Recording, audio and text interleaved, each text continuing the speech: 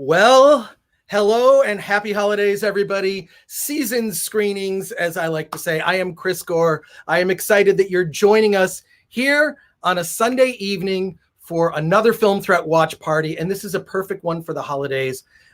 It's a documentary called I Am Santa Claus, and it's about what it's like to actually be Santa Claus during the holiday season. We have an all-star lineup. Filmmaker Tommy Avallone is here. Mick Foley is here. He's a producer on the film. You're going to find out a lot about Mick Foley. You never knew. That's pretty incredible from watching this documentary. It is now available on Amazon Prime, and it's free as part of your Amazon Prime Video subscription. More people have Amazon Prime than voted in the last election. So I think that it's likely that you probably have it. Some people don't even know that they have it. Like my mom, she had no idea. She has Amazon Prime. So go to Amazon Prime right now, check out the movie, and prepare yourself for another Film Threat watch party.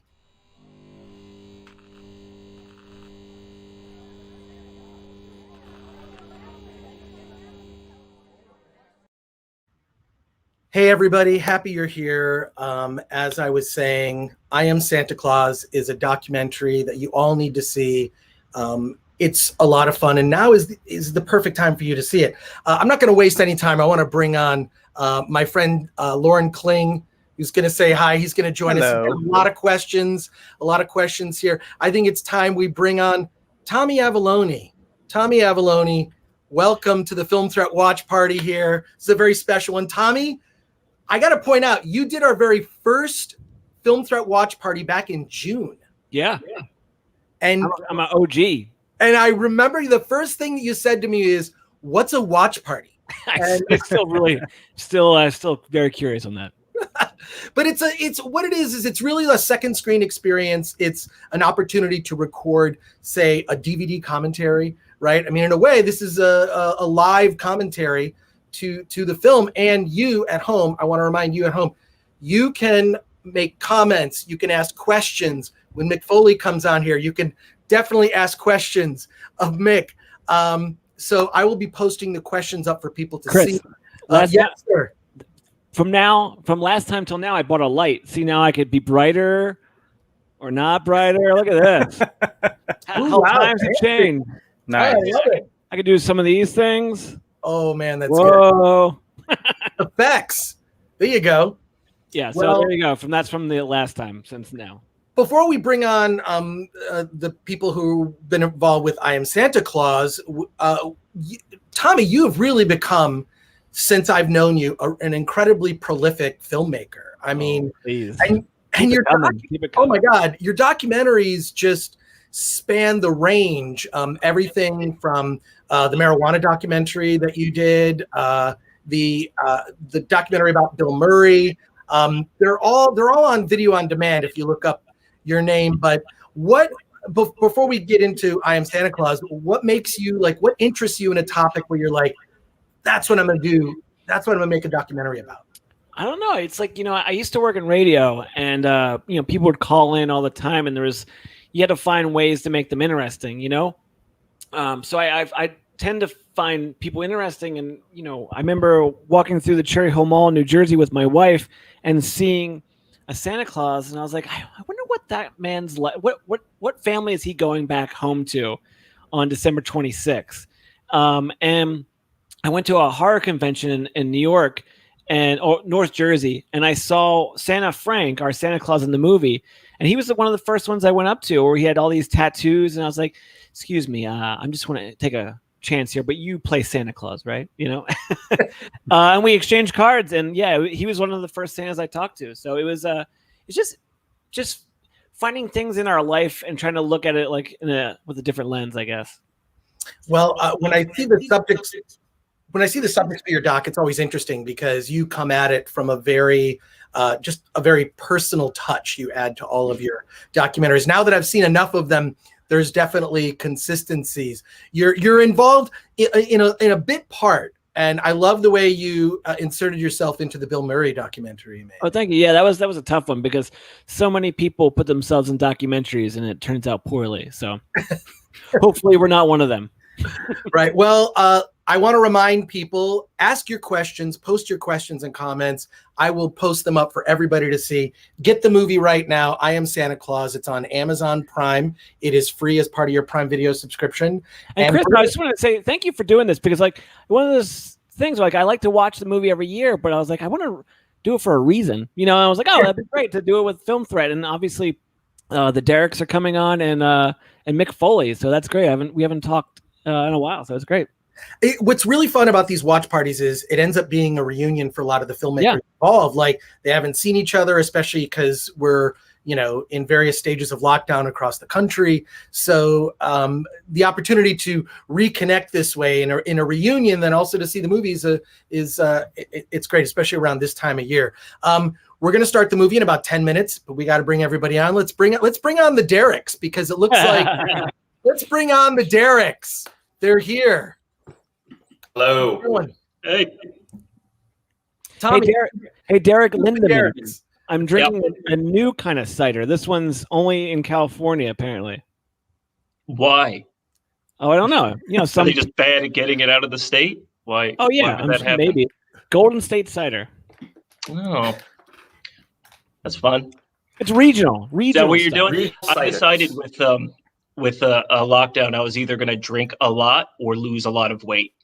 And I've chosen both. I'm only taking in my calories by alcohol now. Well, they say that your drinking name in lockdown is your first name followed by your last name. So that's what everybody's drinking is. So question for both the Derricks, different spellings. So Derek with an E, Derek with an ICK. Tell us about your role and your involvement in the film. You can go first, other Derek. Oh, okay. I was going to say you go first. We're just going to be polite, like Canadians. Well, this happened so long ago, I don't remember what happened. Usually you're a producer. The roles start like that, and then by the time it's all said and done, anything goes. But yeah, I was a producer. And that's what I did. I just made sure that we were there for when the Santas were there, and we got what we got. And then I made sure we didn't get into a car crash on the way back to the hotel room. Yeah, I mean, really, the people who like film the movie, you know, I mean, like Mick would come over and like our house and help us edit and all that sort of stuff. But the people who are filming are more or less just the Derricks. Sometimes I'd go with Derek Kunzer, sometimes I'd go with Derek Lindemann, or sometimes both. Or sometimes we would do two different teams of shooting in different locations, and because you can't be everywhere at once.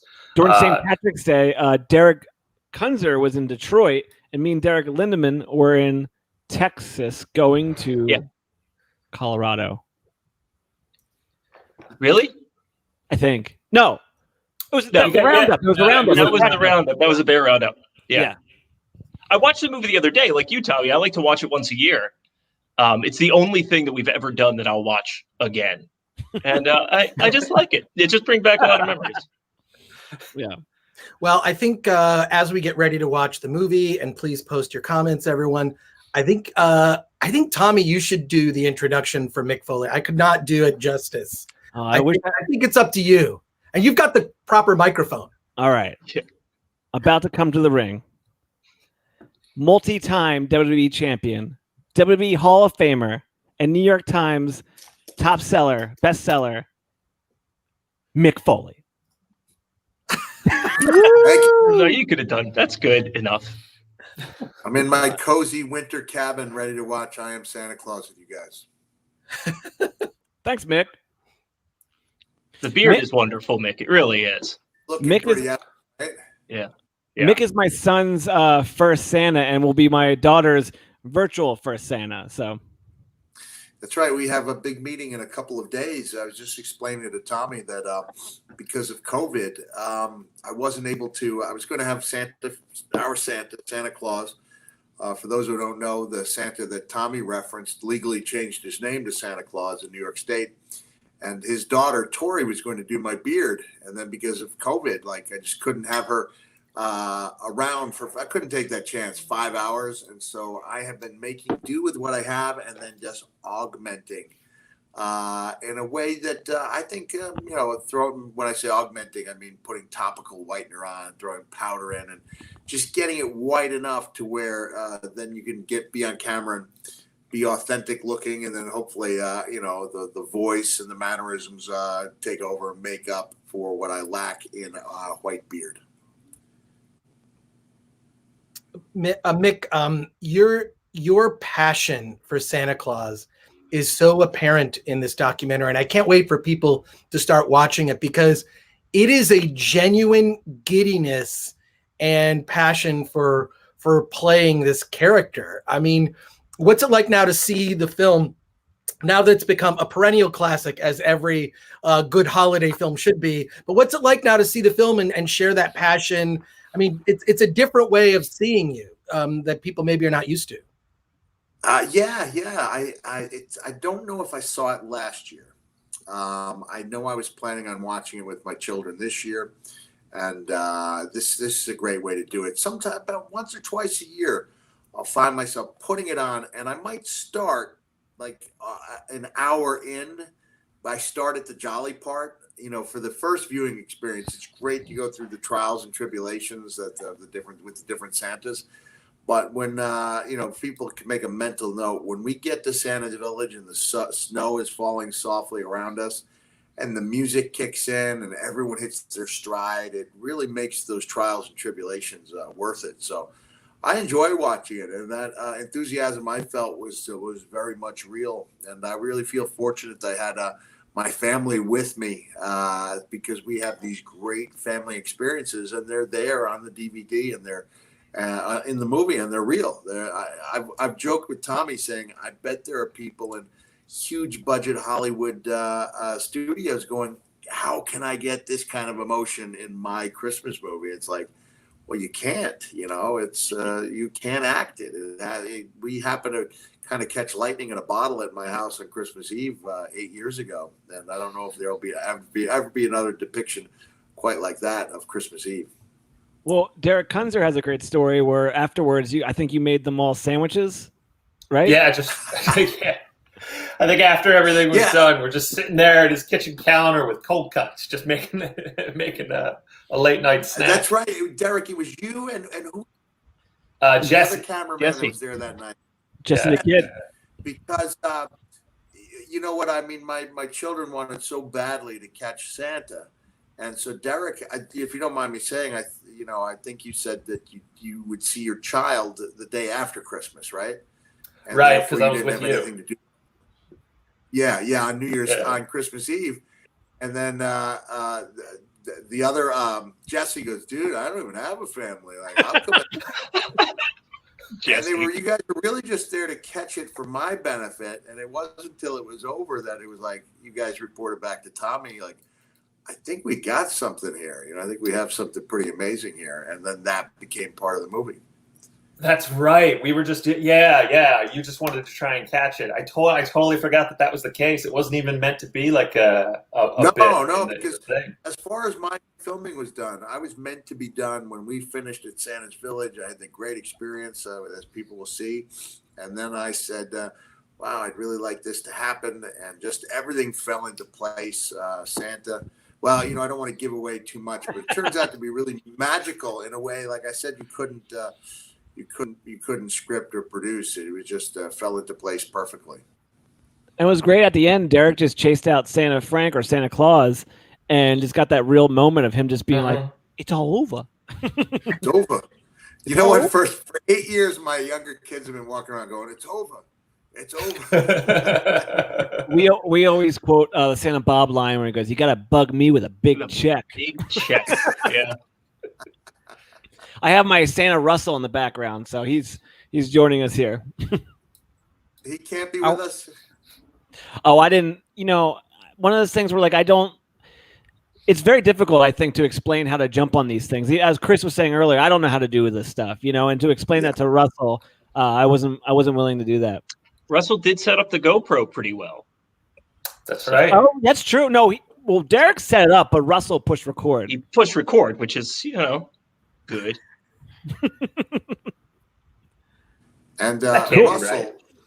Russell, for those who are going to join us, he's the cantankerous but lovable, curmudgeonly Santa from Michigan.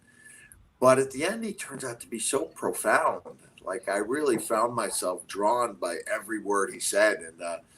And who would have thought when we all got together that a lot of us would still be in touch, talking about Santa Russell and Santa Claus. And, of course, we lost Santa Jim last year. Yeah. And that was a shame. And I still see Santa Bob whenever I go to California. So it's become quite a nice little family. Yeah. Well, I want to jump in and just say that I think Christmas means a lot more to people this year, especially the holidays, the traditions. So watching the documentary earlier today for the first time had so much more meaning because I think we're all craving our childhood, the years past. Oh, yeah. So I want to thank you for creating a fun documentary with a lot of really fun and interesting insight. And we get to the St. Patrick's Day story. That's got to be my favorite, and I can't wait to talk about that. That's cool. Thank you, Lauren. I think we should get started watching the movie. Does everybody have it set up on a second screen, say their television or computer or whatever? I have it on my iPad, ready to go. Yep. Oh, I don't think I have capabilities, honestly. Oh no, Nick. Oh, I did not know. I didn't have that info. Well, we'll the film. We'll clue you in and kind of okay. Tommy, you can talk us through and the film as we because you must have seen it probably 100 times in the edit process. Yeah. But I'm happy to see it because I haven't seen it in a while. So yeah, Mick, I mean, do you have it on your phone at all, or if not, I can just talk you through it. Just talk me through it. I'll talk you through it. It's been a couple years since I've seen it, but this way I can still watch it with the kids. I have it on my phone, Mick. If anything good comes up, I'll just give you one of these. Yeah. Hold it up. I'm completely prepared in the most unprepared way. Can we project it on Mick's beard? That would be cool. Yeah. What would I, if I'm trying to get Amazon.com? Oh, just go to Amazon Prime or Prime Video if you have the app, Mick. I don't think I do, but I can try to find it. All right, cool. Well, let's wait then. No. Go ahead. Should we start, Tommy? What would you like to do? I mean, Mick, you think we could? We'll just point it out, bring it up when you need to watch a part. Yeah. What I'm going to produce this. In that this is sort of how it works, is that there's always a contingency for parts that Mick should comment on or might want to see. I'll just hold up my phone. Hold up and your Mick phone. will have it right there. I think that's how we do it. Yeah, I'll become because they're not like so much of it's just commenting, so we could just kind of like you don't need to like physically watch it. So cool. Let's do it. All right. So do you want to give us a 3, 2, 1, and we can press play? All right, here we go. Ready? Yep. 3, 2, 1, play. All right. Oh, and there's a commercial. Oh no! Oh, really? Oh no! If you're watching it on Prime Video, there is a commercial. Yeah, I already had it loaded up because I'm a producer.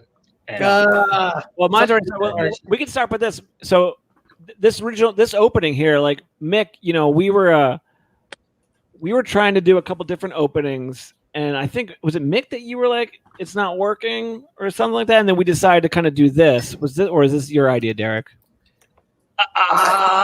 I think it may have been mine, but I don't even know anymore. It's all so collaborative, really. Yeah. I just know we were missing. There was just very little kids in the movie. Yeah. And it was like, we really wanted to start with like, well, what is just the general idea of who Santa is? And usually from a child's mouth, that's sort of the purest way to sort of get that across. Also, great titles. I love this titles that it's like a rip of, unwrapping a present. That's really that's Max Pellucci. He was our producer for the Bill Murray stories. So he did all that. And all these kids now are like full grown adults. Derek's daughter's in here. I saw her the other day. I'm just like, who is this adult? No, actually, she was cut from this, and she still hasn't forgiven me. We were no, she wasn't. Wait, Mick, what's up? Considering we were clawing and scratching just to like make the budget, that it was just pretty low budget film. Like every cent of that is on the screen. What you guys did as far as the graphics and the music, you know, it's really, it never gives you the feeling, you wouldn't look at it and think that, you know, that you guys were running a bare bones crew and driving all across the country. And I think you and I remarked on the fact that in the Santa community, they had this feeling like this was given to you. And it's like, no, you guys were. They're like, Hollywood greenlit another trash Santa Claus thing. It's like, no one's greenlighting anything. Yeah, they said that they greenlit it. And I was like, no, I'm pretty sure they got in their cars and drove all around the country and stuff, the worst motels. And like, yeah, I mean, I certainly slept in an airport just to get a shot, you know? Now what we're watching right now, so we set it up with the kids saying what Santa is to them. And then just by like a test of lights, we had this one shot where the lights were dark and Russell kind of shows up. And it was like one of those great mistakes where like, oh, this is a beautiful way to show our first Santa, where like it was all dark and then you just see Russell's face and he's eating a donut, shoving it in his face, you know? Yeah, wasn't the thing with Russell was that anytime he was eating something, you guys wanted to get him, or anytime like money was changing hands, right? Or I remember there's a few things you're just like, we got to get Russell doing these things. Derek was all about the money. I just like filming people eating. Like in every single one of our documentaries. That's right. Yeah. I mean, if you want to go to Instagram, pictures of people eating, I think it is, whatever. But like, I just like Ghost Heads, Bill Murray, Waldo always has a scene where like people are just eating. And I just think it's so funny. Yeah, but that was kind of Russell's his driving factor. Like we sort of knew he was always tight, you know, like it was always very uncertain with his financial situation. So I know, Derek, that was a big thing you wanted, is just to sort of show the struggle from this guy who's trying to make a living doing this thing he loves for a month, a year. Right. And then did any of them expect to be paid for appearing? I think they all asked, and we said no right off the gate. You know what I mean? It's not the way it works. You know? Yeah. But right now we're watching some of the claymation here by Dave Deneen, who did Buddy Christ, and what was Derek Lindemann? I feel like, did we have him crying ice cubes, or was that too much? I forget. Did we take that away? Did he cry? Was that in there? I'm trying to remember. I don't know. You know what's so funny is I watched this and now I'm going to lose my mind because I swore that, Derek, your daughter was in the opening. No. She was in the Kickstarter. Right. Yeah, we filmed her for the Kickstarter. In my mind's eye, I did the movie. She was too old by the time we got started. I feel like I see more than what's actually happening. So, Mick, I'll get you apprised on what's going on here, Mick. Okay. Okay. It's good. Big photo shoot. Now, I should say that when Tommy and I went to air this for Morgan Spurlock, Morgan kind of had a poker face going for the first couple minutes. And as soon as we get to this scene, he started tapping his feet. And I look at Tommy as if to say, like, we know that he knows we have a movie here. Right? Do you remember that, Tommy? That was the day. I do. I mean, it's a great time when you like it starts working and like Santa Jim's like halfway naked, you know? Yeah, it was the day after WrestleMania. It was in New Orleans, and then I remember because I stayed up all night because I didn't want to miss that 6 a.m. flight. And then I was gone first thing in the morning, flew into New York so we could have the screening with Morgan. And that was the scene that really caught his attention, that made him realize that, I think Morgan said something like, oh, they're going to hate him in the heartland. Well, Mick, the first time we played... I don't think anybody actually hated Santa Jim. I think that they tried to convince themselves afterwards that they might have, but no one hated Santa Jim. No, Santa Jim is the best. Yeah. I mean, he's amazing. I had so many people tell me after the fact, no offense, Mick, you're great, but I love Santa Jim. And I was like, no offense taken. He's awesome. He's such a sweetheart. Those rosy cheeks, right? And that natural beard. Yeah, he was. I don't want to say the purest, but like, I mean, he just did it to make himself happy and other people happy. You know, he wasn't even really making much money off of it. You know, if any, really. I would say as far as the Santa spirit goes, I think Mick has the most magic. But Jim, when he would hug you, he just felt so warm. like I don't really think any of the other Santas hugged us, Tommy, but I do recall a few nice warm hugs from Jim. Well, and he'd also be like, he would just be so thankful that we understood his lifestyle. We're like, everything's fine. I mean, like, I guess like through the years he's dealt with some really bad stuff, and he was just so happy that we were like so welcoming with it. And we're like, it's not a big deal, But he went to the zoo with my wife, and he had to get a molt. That was one of the things he had to get. A molt, yeah. And then there's your we're in Long Island now, Mick. Your cradle of civilization for you. Motor vehicles, right? Yeah. What I love about this scene is it's just Santa Frank being himself, like trying to get people to talk to him, and the people have the most honest reactions to what is completely normal to him, like, oh, you're Santa Claus, you changed your name. Okay, that's okay. Hey, Tommy, quick question, because I wasn't there for like shooting in the DMV. Is there any issue with that? Oh no, they had no idea. I mean, at one point we got kicked out. Okay. Like, because I know we got kicked out of the supermarket that we already showed. Yeah, pretty we got quick. kicked out. Well, I don't think we got kicked out. I think we lied our way through that pretty good. Full disclosure. Lying. What are you talking about? No, I mean the DMV for sure. Like, because like I was trying to get his picture taken, and I was sneaking it. That's probably something to mention is the whole movie is filmed with just these DSLR cameras that take really, really nice video, but they do just look like you're taking still photos the whole time. So that really kind of let us get into places that that's just like what it is. It really made people not pay attention to you. So you could really get that documentary feel without everybody sort of looking at a whole crew. It's just a couple guys like us with little cameras. I mean, you're not allowed to shoot in airplanes, airports, supermarkets, DMVs. Check. Yeah. But you can take pictures. Mick, right now we're at the Fraternal Order of Real Bearded Santas reunion. Yeah, it comes right there. Oh, in California? Yeah. And this was, Tommy, you were willing to blow the remainder of the budget on California Love in the background of this, right? I really wanted to. Well, right here, one of these shots coming up is when it was me and Derek Lindemann, and we were filming, and I stopped in my tracks to film right here. This Santa looking at his computer screen, like this close to his face. And Derek goes up, all right, this is the movie we're making. Okay, I get it. Was this, Tommy, the first thing we filmed that wasn't like an interview? Correct.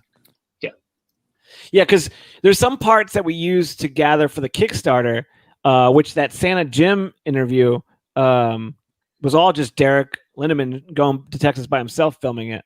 But right now, Mick, we're at your introduction where we use WWE footage.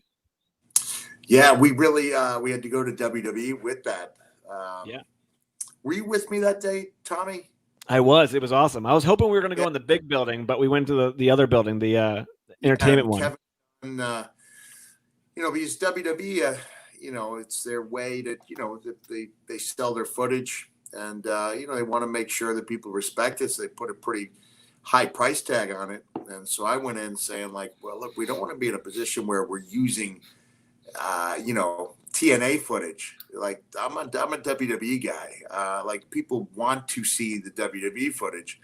And so Kevin Dunn, Vince's right-hand man, watched, and he had tears in his eyes, after the clip. He was like, all right, I get it. I'm a father. This is great. And he gave me, I think he gave it to me for less than I made the offer of. Like, he said, well, what do you think? And I threw him a lowball offer. Yeah, there they are, the Foleys. We've been going every year. I went this past year for my 25th year to Santa's Village in New Hampshire. 25 consecutive years. It was, cameo.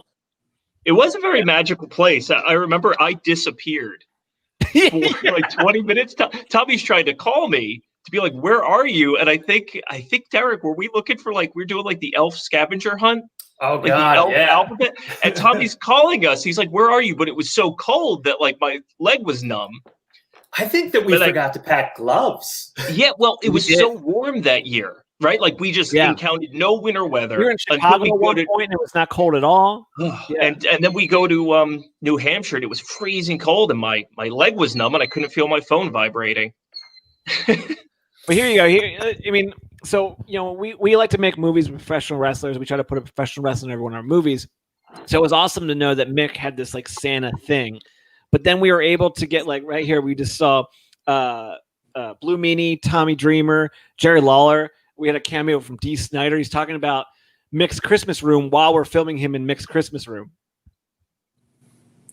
Yeah, it worked out pretty good. Originally, it was a text message I got from Tommy Dreamer saying, Yeah, "Hey, these guys I worked with, there's D.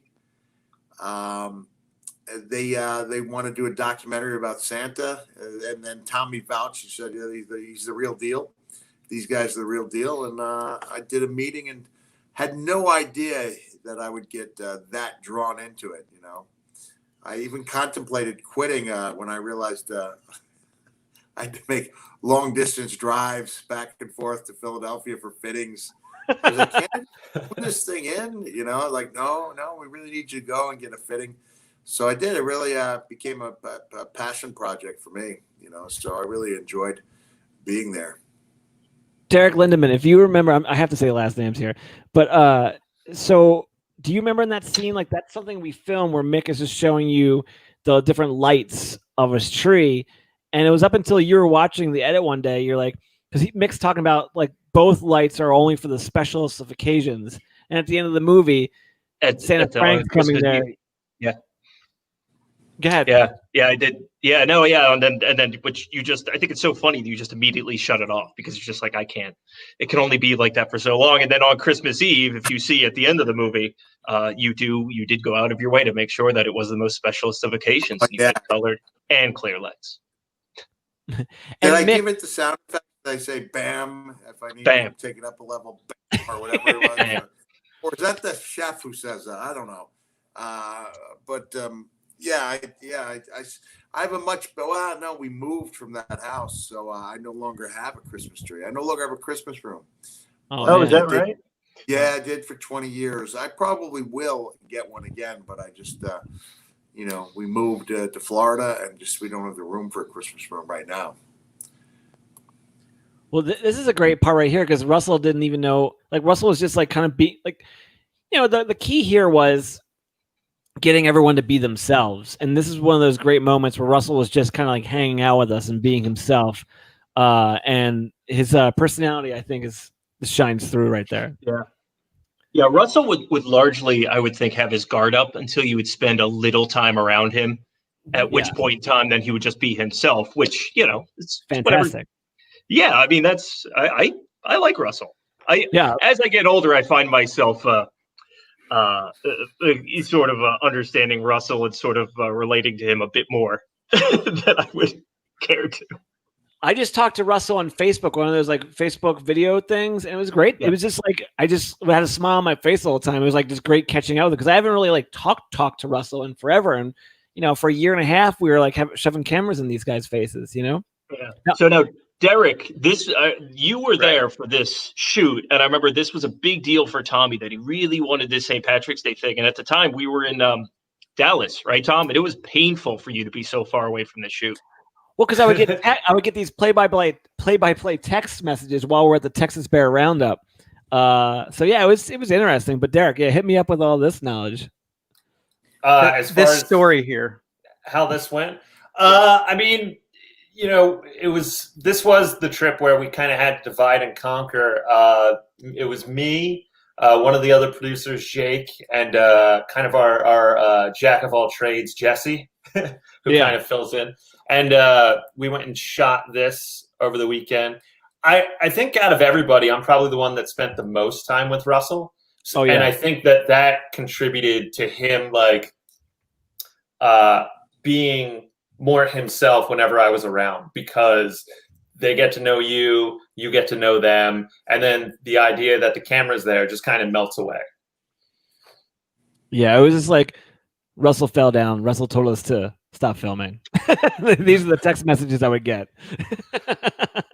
Yeah, and Tommy, it was just absolutely genius with wanting this this claymation style thing to sort of fill in these longer stories. This goes back to what I said about every dollar being on that screen. That this claymation is like, it's top-notch stuff. It looks great, and like Derek, you said, it helps tell that story. And you know, Russell took a lot of heat from the community for being inebriated. And you know, like, remember he was saying, "It was this the biggest mistake I ever made," until the movie came out. And then the next thing you know, he's got, well, because some of the guys got in his ear about, because he was you know, inebriated on camera. There was all this, you know, speculation about what type of movie it was going to be, and he let the voices get to him. And then, of course, once he saw it, he made it his screensaver. He had a blanket made out of the cover of the movie. You know, he was rightfully proud of it, and I think it went on to land him a few really good gigs in that world. Yeah, I mean, I think it was like right after the movie, he had like the best year ever. Like he was a Santa in, I feel like, Alaska for the summer, and then he was in China for his Christmas. Yeah, he went to a really high-end department store in China, and I think the hours were great. Like, you were only in the chair 4 hours a day, and they had you in a big high-rise. And the North Pole House, which I would like to do one day. You know, just go out there back when we could actually meet and people again, whenever that happens. But he would send his photo. He would show his photos on Facebook every day. So I think he was really worried about it, and it turned out, I think he would say, one of the best experiences of his life. My favorite here is. No, I was saying, Derek. My favorite here is where Derek can kind of a little bit see the uncut pin on Santa Jim's chest right here.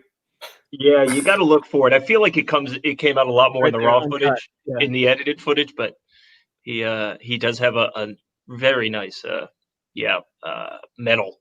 I guess he got a medal for being uncircumcised. Yeah. When you would be at the Texas Bear Roundup, you'd be like, is Jim around? They're like, oh, the man with the uncut dick. Yeah, it's like, that's that's the one.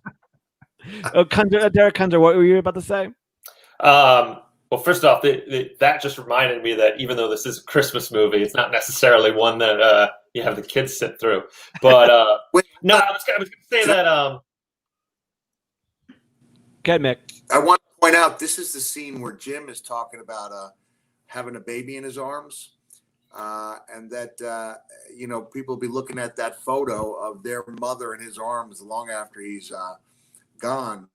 Yeah. And I remember saying to Tommy, I was like, you know what, I think you should cut right there. Do you remember this, Tommy, when we were going over the editing? And you said, why? And I said, because I want, and you know, I very rarely use rough language. So when I do it, I like for it to have a purpose. I said, because I want people to know, if they don't like Jim, that they're an asshole.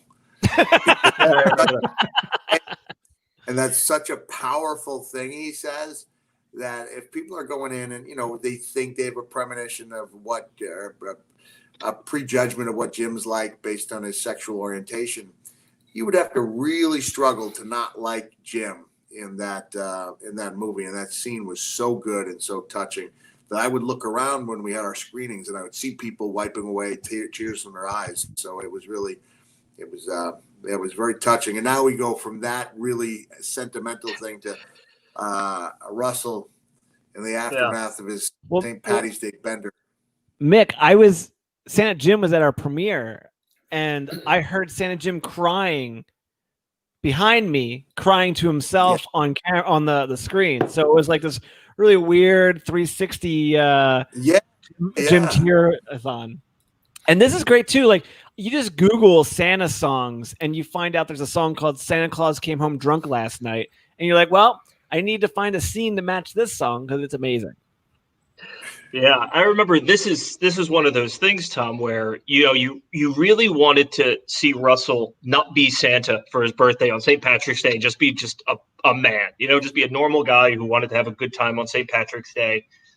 And I remember as you were getting the texts and the updates from both Russell's daughter and Derek and Jake and Jesse and all those, you're just like, I don't know if we got it. I don't know if there's enough, in your mind's eye. What you really wanted was like really getting hit over the head with like, whoa, he went hard last night. And then I remember when we looked at the footage, you were just like, this is better than I would have thought. It's all in the subtext, like his mouth is dry. Like you don't have to go, I'm hungover. It's real. It's there. It was. I remember you were very happy with how that came out. Yeah, and then this is stuff I just went to I think we're in Santa Frank right now, to his work, and it was just me and Jesse went. But other Derek, you had something you were going to say, or is it too past it now? No, I mean, no, it's still relevant. What I was going to say is that, like, in watching this movie, you will find that, like, a lot of the comedic moments might come from Russell, but he does make a point at the end in regards to the responsibility of being Santa and the amount of time that you do it for, that I think kind of redeems anything that you would have seen anywhere else throughout, or anything else you would have seen throughout the movie. Yeah, I mean, I think Mick said it. It's like, Russell's end speech really wraps everything together. It does. I just fell in love with everything Russell. I thought he was such a interesting, real, funny character. I mean, each character, I mean, Mick obviously, like had something to, it was like Jim was the love story. Russell, his life could have been differently if he didn't find Santa Claus with depression or whatever. Mick was the rookie. Santa Frank was identity. They all kind of came in. I think. I'm just reading the screen. Sorry, Derek. I think you were saying that it was like it's all like it's one person. Yeah, you, Derek Lindemann. Yeah. It was all one person, but like all the Santas were acting as if there was one person. Right. Yeah. Everybody sort of had their own little thing that they were kind of dealing with. That was sort of the thing that was their biggest thing to overcome. And I remember there was, Tommy, to your credit, as you're a documentary filmmaker, you're really looking for these moments of when people forget they're on camera and they're being genuine. But usually when people are genuine, they're either when they're very high emotion, a lot of times it's when they're happy or when they're angry. And I remember there was a few times at the yard sale that's coming up with Russell where he was just mad. Like, like he was like, the place was filthy and he was trying. I remember you had it in the cut. And I remember we were looking at it, and I was just like, "That's not Russell," like Mick he cut that. Yeah. I remember you saying that. You're just like, he's just a normal guy who's had a bad time. You caught him when he was angry. Cut it out. That's not who he is. Yeah, I said, he went from he's cantankerous but lovable, and in that scene, he's just kind of mean there. Yeah, and I didn't think we see him that way. No, I mean. Yeah, you train a camera to anyone for as long as we train a camera to these guys, and you're going to get unflattering stuff. And I think that's kind of the filmmakers. I don't know, that it's your duty, I think, is to sort of take these moments out of context and frame someone as someone they're not. And I think Mick definitely saw that, and Tommy had the wherewithal to make sure it didn't go in there, because it would have been a much different movie. Well, I mean, this is my first documentary, and like I just like fun moments, and it was really talking to you, Derek, and Mick too, to like really like do the best. Like you guys help bring the best out of the edits there, because I sometimes, especially at that age of my life, I was very into like sort of like funny moments, moments, yeah, and we didn't need any of that. Oh yeah, the George Washington. Nick, I mean, you had some great lines here too. It's like this is real baby seal fur or something like that. Baby seal fur. You learn so much as you go, and that synthetic wig with real shiny hair. I immediately by the next year I had the age appropriate hair with the yak, the yak wig. It was more. Oh, you sprung for the yak, Nick. Oh, I did. I went with the yak. Sprung. Oh my goodness, that's the Rolls Royce of Santa wigs, right? Coarser hair. It's got a little bit more of a ivory color in it, so it's not snow white. These are all things I learned. I learned very quickly, though. But I think all things considered, we did really well with the research we did and the top secret mission I took to Chicago to learn from Santa Dana, which we'll have coming up here in a couple minutes. Mick, real quick. So this is the scene with Santa Jim. If you could pull it up, Derek. Yeah, I got it. It's probably one of my favorite edits, just because it's a really great, like Jim is giving you information, but it's cut to just a silly conversation about his boyfriend telling him about a Kindle Fire and him not understanding what that was. Still to this day, when anybody mentions Kindle Fire, I hear Kindle Fire. I don't know what that is. Oh, it's like a mini computer. Okay. Tommy, how long did it take you guys to find enough Santas and then to know that these were the 5 you were going to talk about?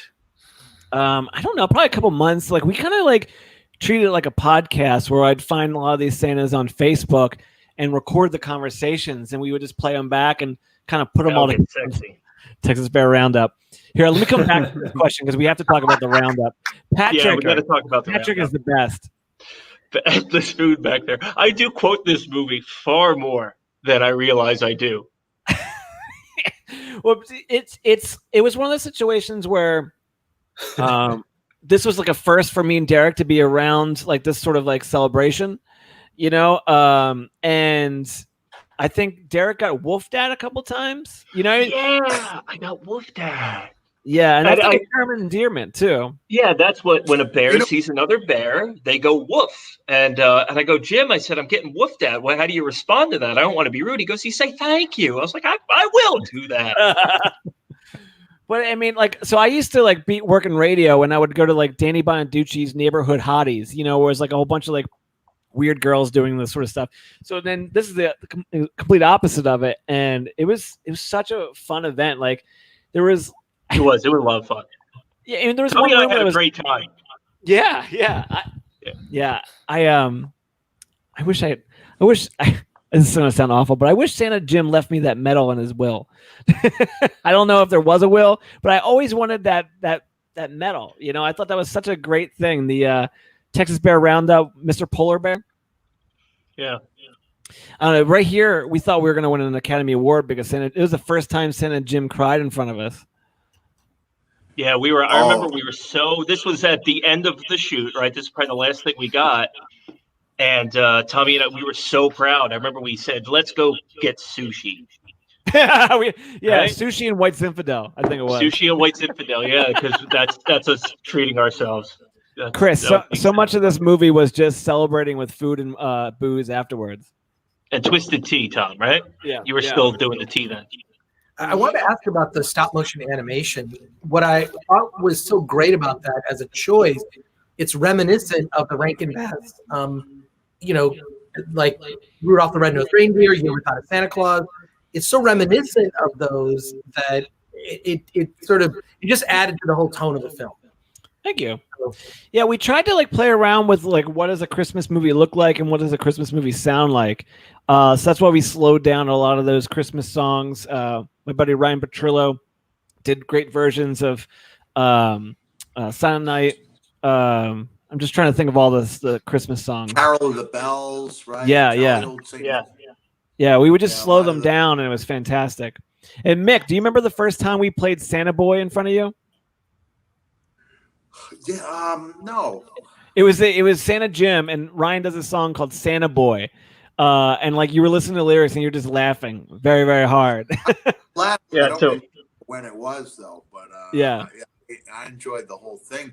You know, I think a couple of years later, my son Dewey was a residence assistant in Fort Worth at a college, and so I went down there and I performed my one-man show for Jim's Bear Club.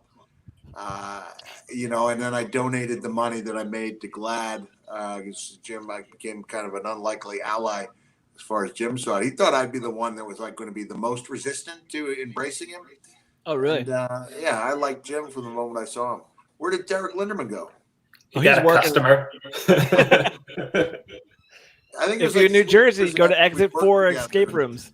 Tom Smiley, you know, it's Linderman. There is no R. And I was like, oh, I've been calling him Linderman. Worked with him for dozens of hours. And he's even in the book as Derek Linderman, I believe. Oh, well, what's funny is, Mick, I guess you would have both our phone numbers in your phone, and you would send texts meant for him, but they would go to me. Ah, sorry about that, guys. Derek we took care of it on our end. Yeah. So now we're at the Santa convention, and Mick, now you've been in the world a bit longer, but what's the harder fan base to deal with? I don't want to say harder. What's the more passionate fan base? Is it wrestling fans or is it the Santa community? Well, the community is, you know, I mean, the wrestling community is much larger, and it would be like saying the wrestling community is only the wrestlers, because by and large, you're talking about the Santa performers who make it out, you know, Santa performers, Mrs. Clauses, helpers, Joe Newton, buffet. So they can be, they're very protective of how they are depicted. So they were a little bit concerned. And then I think, who is that elder member of the Santa community in California? Great guy, older gentleman. And he said, after the movie came out, he goes, "Hey, who wants to talk about I Am Santa Claus?" And then he goes, "Do I take your silence to mean that you watched it and liked it, but can't bring yourself to say it because you made such a big commotion before it ever came out?" But that was the case. You know, they were getting physically threatened by a couple of Santas. Oh God, yeah.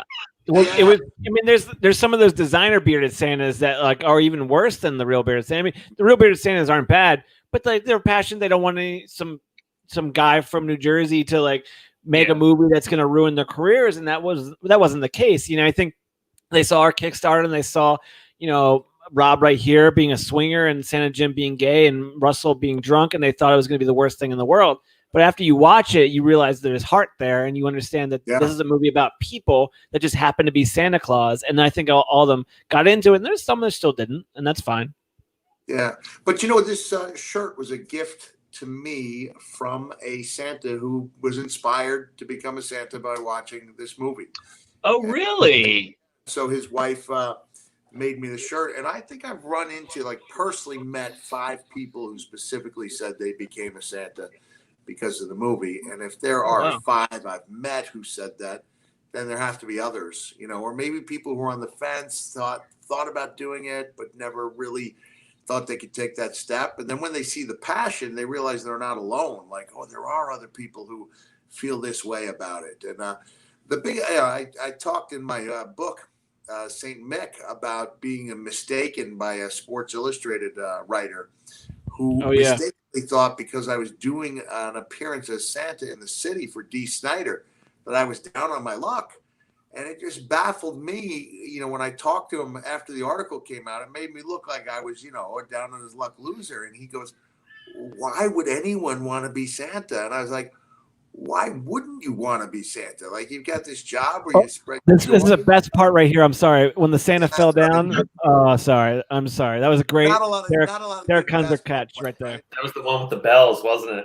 Oh, yeah. Yeah. On his boots. Here I am. I'm driving up. Sorry, Mick. It was just such a great moment. I wanted to. Yeah. Wanted to talk about. Driving along, and I was really limping before I had my hip and knee replaced. And I'm driving around. I don't know if I see it, Tommy. And all of a sudden, there's this bright red house, and I was like, I think this is the house. Yeah. Yeah. And I remember. Go ahead, man. He just dwarfed me. I was 6'4", you know, probably 6'3". I think I was probably about 300 pounds at that time. And he had to have me by 80, 90 pounds in a couple inches. Yeah, I remember this scene in particular, Tom, was you and I had a different idea in mind for this scene. We definitely wanted it to be about Mick sort of getting his feet wet. But for us, I remember when we were there, it wasn't as magical as it seems. We were there, it was hours, right? We were just tired and hungry. Very long. And I think we always carried that with us. But then when we sat down for the score, and John Everest, yeah. And he did this score in this scene, and I remember both you and I, we were just like, that's so much better than what we thought. Like, the score really brought out that magic from Mick's perspective. Well, Derek, it was your idea to kind of do that rapid fire sort of you know, it's like I think about how, like, you're not supposed to put the baby between your legs because they could kick you in the balls. Yeah. But I remember you and I wanted this scene to be funny. And John had scored it like it was this sort of magical thing, and it was crazy how a scene that was cut to be comical could be scored in a way that just made it so much more than that. And I always think of John when this scene comes up.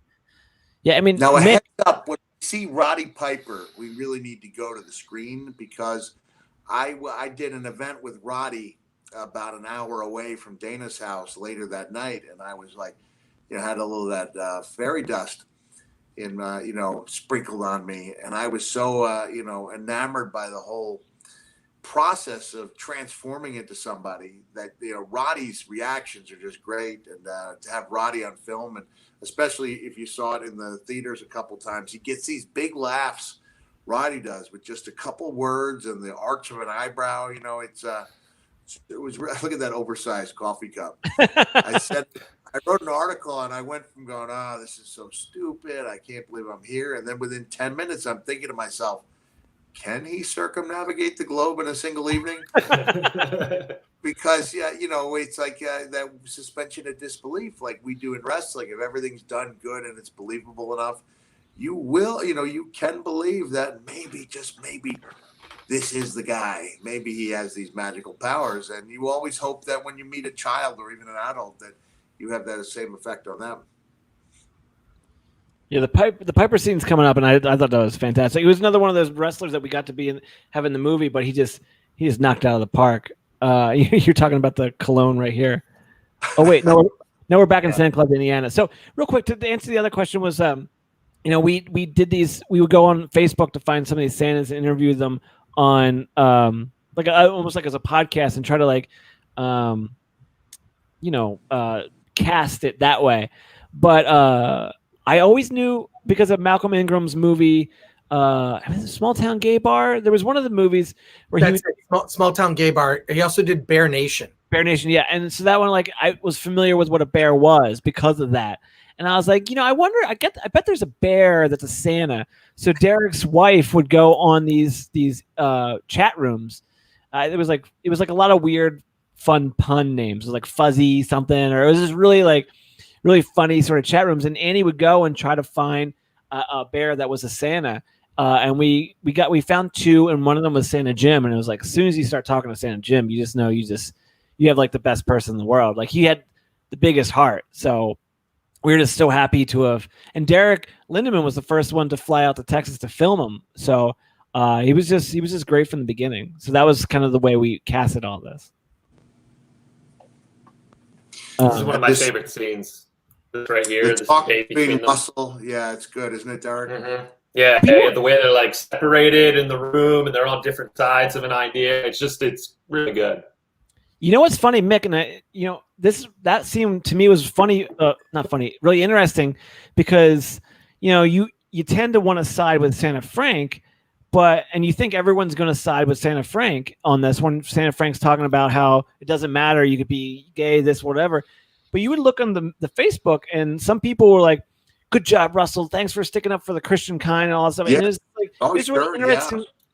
It's really interesting to see how one piece of conversation could be looked at in two different ways, and it was really fascinating to me. Tommy, if you don't mind me, as we say in wrestle speak, putting myself over, this was one of the suggestions I made that you went with. I suggested that we show the Swingers Club earlier on in the movie, and you said why? I said because when Santa talks about how repairing, being Santa for the children is nice, but that repairing broken adults is his real passion. I said, I want them. Why don't you allow them to have that preconceived notion and get the laughs up front? They think they know what this guy's about, and then when he hits them with that, it's like, I want the feeling among the viewer to be like, perhaps I don't know everything I think I did. Yeah, and that's where the decision you guys made not to have a narrator was so valuable, because I think people are free to make up their own minds, and that's why we see the same scene, and some people think, well, yeah, there's Santa Frank as the voice of reason, and others say, hey, there's Santa Russell sticking up for the conservative viewpoint that they agree with. And so I don't think we tell people how to feel. No. And that stuck with me, that scene. Like, we did Waldo on Weed not too long ago, all about cannabis oil and a kid who took it for his cancer. And when me and Derek Kunzer were doing that, I always would think about that particular scene, because it was I just remember like thinking, we're going to make this movie called Waldo and Weed, and there's going to be some people who are looking at the same exact movie, completely different than other people who have seen it, and just because of their viewpoints. And I just think that's fascinating. Sid Haig. Sid Haig, he's the best. Great Sid Haig. Yeah. What a great man. God, it's a shame that there's so many people who passed away in this. Sid, Piper, Santa Jim, Santa Figley. Tommy, I actually got a text while we're doing this from someone that's watching it, and they said that Dana passed away this year. Oh my God, really? Oh, That's really? what they said. Yeah, in January. It's a shame. I hate to hear that. Shame. Oh man, that is a shame. Kind of wish you told me that after. Well, That's such a bummer now. yeah. He was such a big man. Carrying all that weight can't be healthy. That's an ongoing discussion in the Santa world, and I think people are now. I was like when Santa Bob said he thinks a lot of people use the weight as an excuse to increase their cookie zone. It's like It's a good line. Well, I'm believing. When you believe that you're single-handedly keeping 6 to 8 local businesses in running with your takeout orders. Here's the scene with Roddy. I love this. Just the way he gets these great laughs with just an arch of an eyebrow. Look at him. He's like, "Ooh, you went to Santa's house." Look at him, man. What a great, I'm so glad I have that moment on film as a way to remember Roddy, because Roddy and I ended up becoming really good friends. But even when we went to do this, we were afraid it was going to be a competition, and we didn't want people talking at the end like, "Oh, who's better, Foley or Piper?" So there it is. There's the eyebrow. Together, and there it is. Look at that. Does it better than The Rock. Rod. Yeah, that was great to get that on camera. I mean, just being a wrestling fan, it was just an honor to have Piper in the movie. You know, I mean, like that. It's just talk about how great of a talent he is. He's in it for like a minute, and like that's like one of the better scenes in the movie. You know. But you know what? Just like wrestlers, are a lot of our lives. So we're the same with Santa Claus and Christmas. Yeah, I'm sorry. I for some reason it didn't click to what you said. I didn't get it either. Yeah. That's okay. I won't say it any better the second time. We'll move on. Roddy did, of course, They Live, which is a classic. It's a classic. That film, it so holds up. And Sterling Heights, Michigan, I'm from Royal Oak, which is right around Sterling Heights. So I'm very familiar with Sterling Heights, Michigan. Oh, so have you gone to the Fuddruckers there? Yes, and there was I worked at this small video store, and there was a Blockbuster Video. Oh, nice. In Sterling Heights that was our competition. So, and the Comedy Castle's right there in Royal Oak, isn't it? Yes, exactly. My family's still back in Michigan, so. Whenever I would work the Comedy Castle, I would have Russell would come to the show. So I kept in touch with every one of those guys. That's great. Jim, till he died, still in touch with Santa Russ. I see Bob every time I go out to California. Of course, I'm in touch with Santa. His daughter was supposed to do my beard until the COVID played a role. I mean, Russell's one of my favorite FaceTime shows, Facebook shows. Like the stuff he posts about or talks about, it's very funny. And this is great too. Like, so it was me and my buddy Roger filming this. It was one of those things where like Russell's going to look for a house. Everyone else was busy, but I knew I needed to get it. So I just asked my friend Roger to come with me. And, we saw him getting lost in the car, and like, we could see what was wrong. It was like an issue with the GPS, but it's like, if you're making a documentary about animals in the wild, you have to sometimes watch them get killed, And so we just welcomed the getting lost, and we knew how this is going to edit. And he finally figured it out, and it started working. There were so many mobile homes he was supposed to see that day, but I think we only went to 2. But he did get a nice stop at the Mars Cheese Castle. Yeah, well, that's another line we quote is can I get a hunk? or a chunk or something like that, or I forget what it was. It's hunk, yeah. I mean, this is when we talk about like dropping, letting yourself be yourself. This is Russell just being Russell, and it's like, It's just one of my favorite edits, and there's a burger right there, always eating. But not, Russell, not that he's eating, that we like to film eating, you know? he's dropped a considerable amount of weight since filming, right? I think so. Well, hold on. You might want to mute me or something. Hello? I think you can mute yourself, Mick. Oh, yeah. Wait, you guys can hear me? Yeah. You just... Yeah. There you go. First we'll mute him. There we go. All right, cool. So right now, this is one of my... it's a good shot, too, here when like you see through the dashboard and the candy cane is right there. That's a good one. Derek, you weren't there for this one. This was just fun, kind of just following Russell, having these conversations. He would tell everyone his life story right in front of us, and it was great to edit because it was always something in case anyone forgot anything. He was there telling all these people, and I mean, him just looking in the window of these trailers was fantastic. Yeah, I can't recall why I wouldn't have been here for this because I was normally up to shoot anything. Yeah. I think it was such a last minute sort of thing. Maybe I was somewhere else or something too. Yeah, it could have been something. Because like even when the yard sale came up, you know, that was like Russell's having a yard sale tomorrow, or like 2 days from now. Can you drive to Detroit? I was like, I'm in. yeah. I remember I couldn't make that one. And this is one I think. Did I film this by myself, or was Jesse there? But yeah, it's just so I'm so surprised we were allowed to go inside of a dentist operation. I remember Mick, you were like, I don't want to see his teeth. I don't want to see this. You're like, this is too much. Not that it was his teeth were bad, but that drill. That was over the line for me. Santa, we do get this. Have we already seen his North Pole barbecue? Oh, this is the first time, I think. Yeah. Oh, man. If people that was good. He makes a mean barbecue, and the pulled pork, deep fried ravioli. I get that every year for my birthday. Do you? Now that I live in Florida, I guess I can't. But yeah, I did for many years. But now Santa has the tattoos of nice and naughty on his forearms. Yes, he does. Yeah.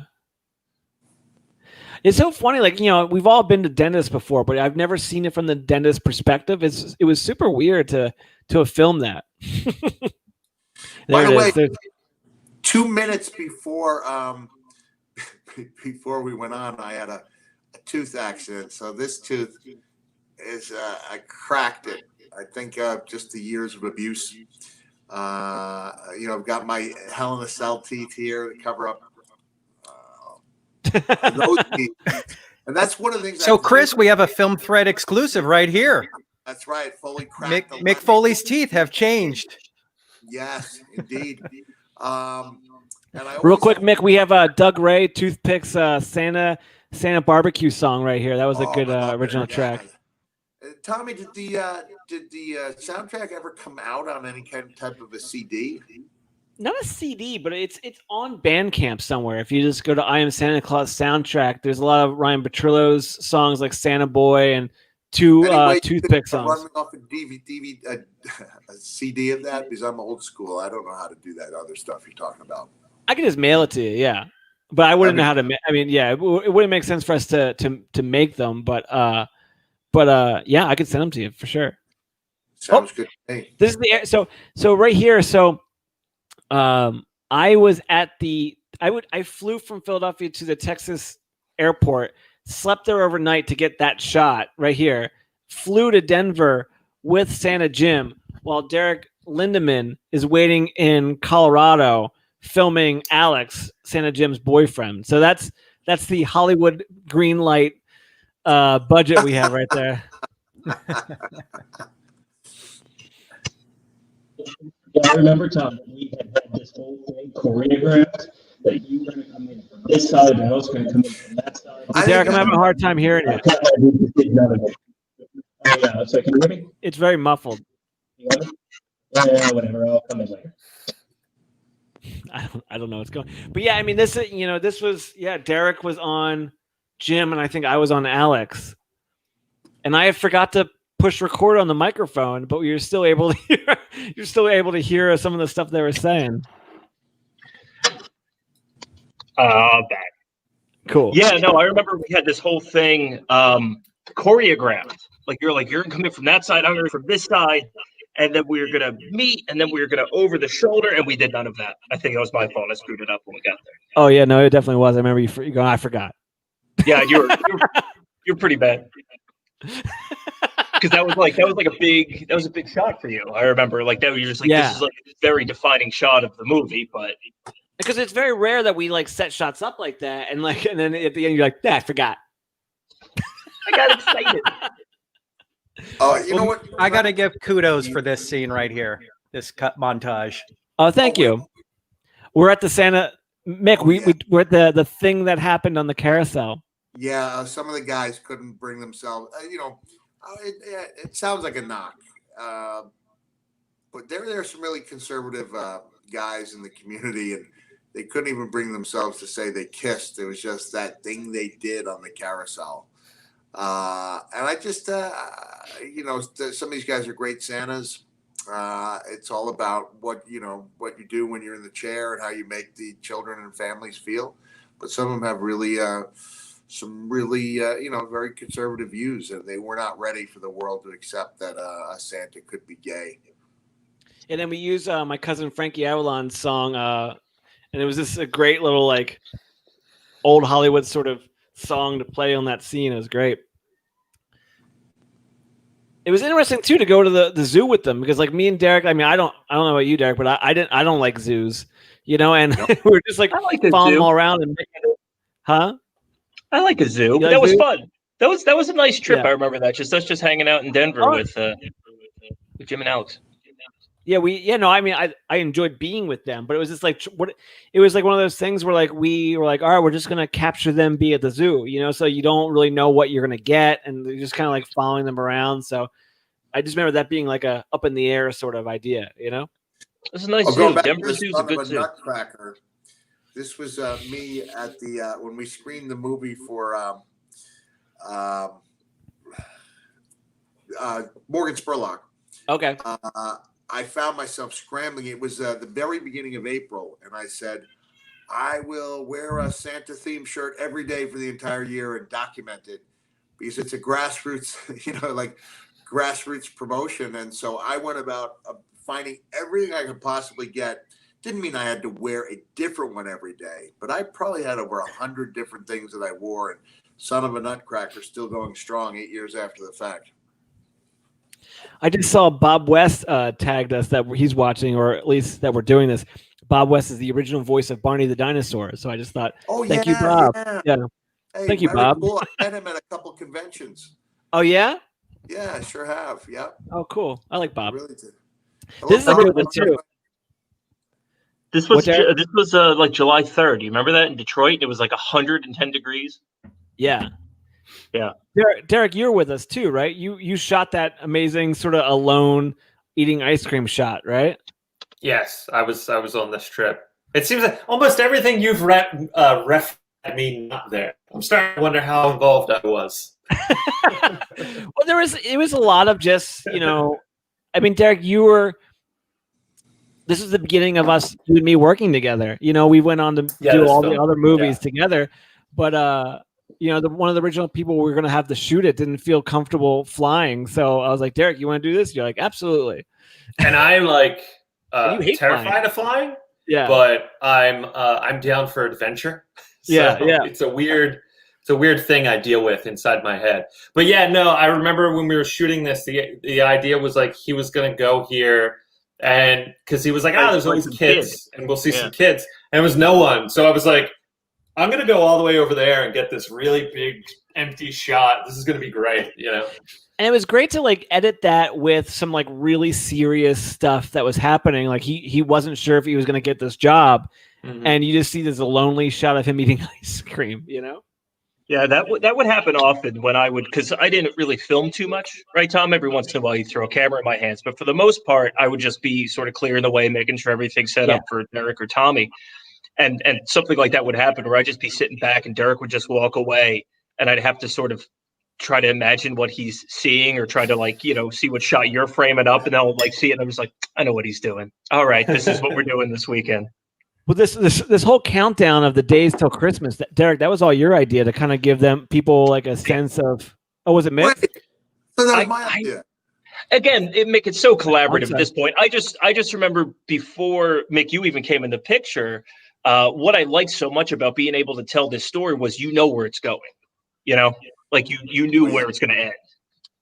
The one thing, my biggest contribution, I think, Tommy, Sorry. is that, and Derek, you were there too when we were. This is funny because I would be making appearances on Raw, and I didn't like it. Didn't compute that Tommy had to be up at 6 a.m. to work, and I'd be like, okay, I've got Raw in Brooklyn. I can be in Philadelphia by 1 a.m. We can edit all night.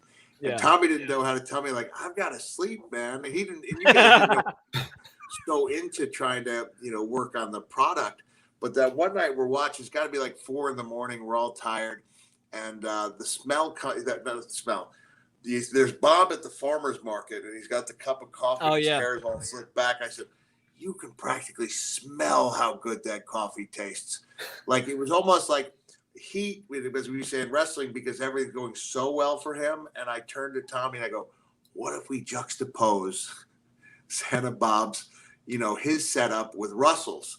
And then I kind of say, like, Tommy asked me, I said, like, have different music, like maybe wind instruments for Santa Bob, and like something else. Like, I didn't say an oboe, but I just threw it out there for you, Tommy. And then I didn't see you until it debuted in Philadelphia, and that juxtaposition is going. I mean, I couldn't have imagined it any better.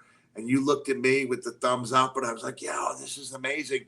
And I just think that scene works so well, just to put it in people's minds when they see, Santa Bob. Santa Bob represents the really successful Santa, and Russell was always scratching and clawing and always catching on, in a different town every year. And I think when you see what Bob has compared to Russell, it really makes for a nice contrast.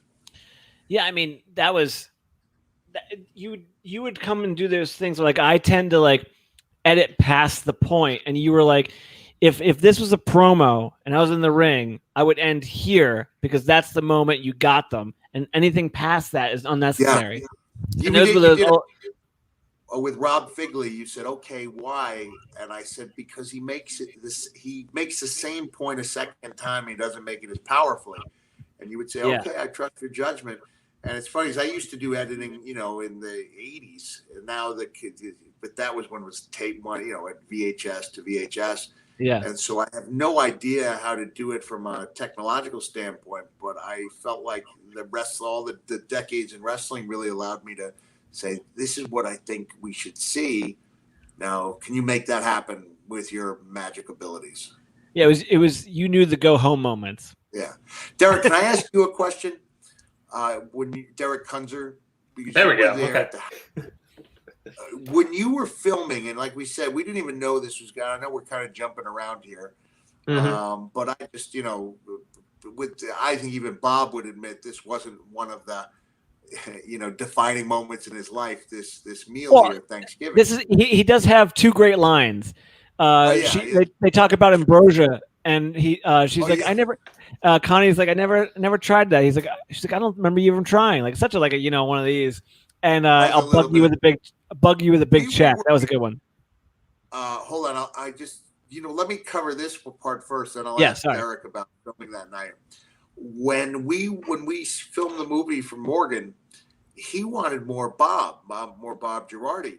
And he said, look, we got all these kind of crazy characters, and Bob's the glue. He's like the rock around which they revolve. To show that some people are normal. Yeah, my concern was that Bob would take offense that he was being depicted as this successful Santa and have, as we say, heat. And then it turns out Bob had no qualms whatsoever about being depicted as being like, he was perfectly fine. I remember him saying, like, wow, I didn't know what to expect. This isn't the movie that I, expected, but I liked it. And he liked how he was depicted as a successful Santa, which he is. Yeah. And then this is that moment you're talking about right now, where you're talking about like the coffee right there, and and just everything. like, wow, things are really going good for him. And he's saying, like, right outside is the farmer's market. And then the farmer's market. And then you see Mick eating Russell taking like food out of the trash. He's like, I ate that yesterday. That was great. Like it's just like a crazy comparison. Yeah, and Bob has got the huge walk-in closet, man. Spare bedroom. Those were great times going and editing with you guys and just laughing so much, because like our movies now are such interview based and kind of thing where like, it's everyone kind of telling a story, but this was like, there was so many different possibilities. You're following these people for like a year and a half, and to kind of construct stories out of all of them, it was difficult, but a lot of fun.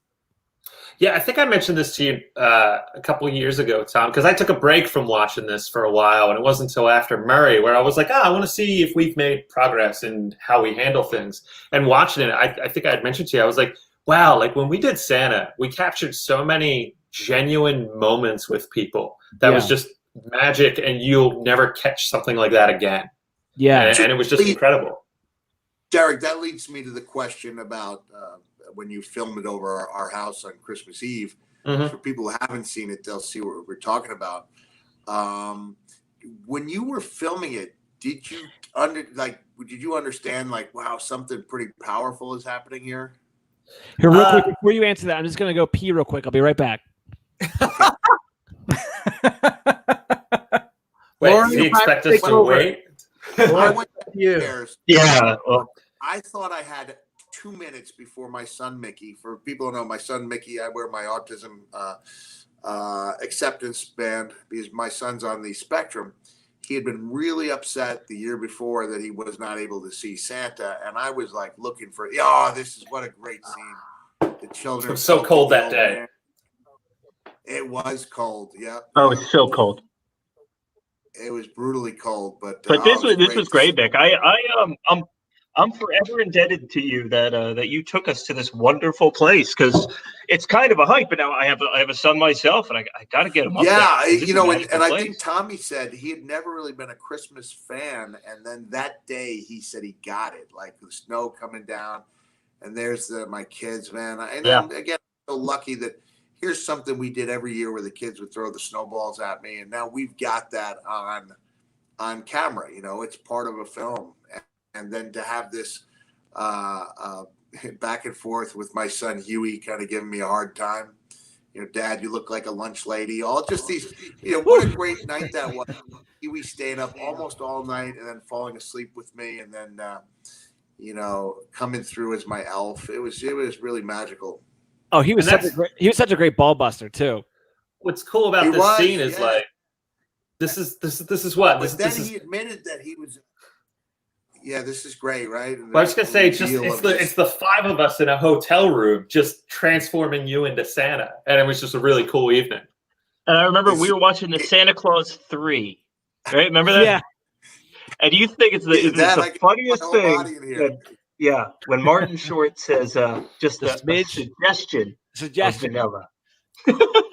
And I've used that. I've used that in my my WWE Network special, where I was talking about if you look, it's just the slightest hint or suggestion of a deltoid muscle, and that's taken from that great this was Marty the fun Short. night because it was so long doing the hair, and we weren't sure if we were going to get it right because my wife was originally supposed to do it, but then Derek started doing it, and it was a combination of like there's so much time filming that we're like talking about Santa stuff, talking about the movie, then we like ask you a wrestling question, like, and it was like a fun little, like, because I remember like we were like, so whatever happened with Dean Ambrose? It was like this weird sort of like mix of like just like a friend, producer. Well, you weren't even a producer at that time because it was after you became Santa that you kind of was like, I think I'm a producer, but we were just kind of fanning out for a bit. It was like we hadn't even known each other for a year together, so we just started like trickling in some of these like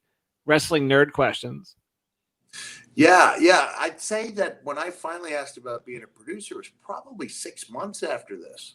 Sure. When I realized, wait a second, I'm still like I'm still going to editing and things like that. Like, really, my role was supposed to be done this next day. And this is such a great scene here, the Carol of the Bells. Yeah. And there was this great writer, Tim Kail, and he talked about how you can see the sacrifice in it. Like, it's not a pleasant transformation. It hurts, it burns, it smells. And for me, I needed that to feel like I earned the right to put the red suit on. Because if I just thrown a wig on and a beard, I would not have felt like Santa. It's a crazy thing, but when I went through this process, like when it was all over, I'm like, okay, I have earned the right to do this because I have struggled and suffered a little bit for my art. Pretty cool how in a couple minutes, you'll see my wife's reaction and my daughter when they come in and they see me having transformed. They can't believe it. It's like a different person. Totally. Yeah, you look great. I mean, some people, when they see pictures of you as Santa, they're like, wait, that's mankind? It's like, it's a really interesting thing. And then like, I forget where you said it and you're kind of referring into it now, but it's like in wrestling, when you said you would need a chair shot every once in a while to remind yourself who you were. Here, real quick, this is a shot that we filmed while Russell was in Philly during our Kickstarter, putting his fake teeth in, and we thought it was so hilarious that we had to make it work into this montage. I was going to say, that's a really old shot. Yeah. This is the part of the movie where I'll come in and watch just like the last 30 minutes just to feel the spirit of Christmas. I really love it. And like I said, for people watching, we talk about the Santa community, and they're filled with great guys, but they were real anxious about the ideas of outsiders coming in and depicting their world. And they were all kind of pitching Tommy with the feel-good stories. And Tommy, you guys would say, yeah, that works for a 5-minute news piece. But we're putting together a 90-minute movie, and those stories, after a while, on their own, can get old. We need something more substantial. Man, this Santa's home. This is it. I'm nervous here. This is your Graceland, right, Mick? What's that? This is your Graceland. This is where you always want to be. I mean, Mick, it's a couple minutes beforehand, but like, talk about one of the best, like, just natural lines when you start talking about two balls and you realize you're about to say two balls. And trying to get yourself out of that is hilarious. This little guy right here, right? And he goes, I asked him what he would like, and he says, a ball. And this isn't, we didn't stage it and anything like that. Oh, Santa thinks he can do that. I'll put my number one elf on it. Or anything else you'd like? And he goes, another ball.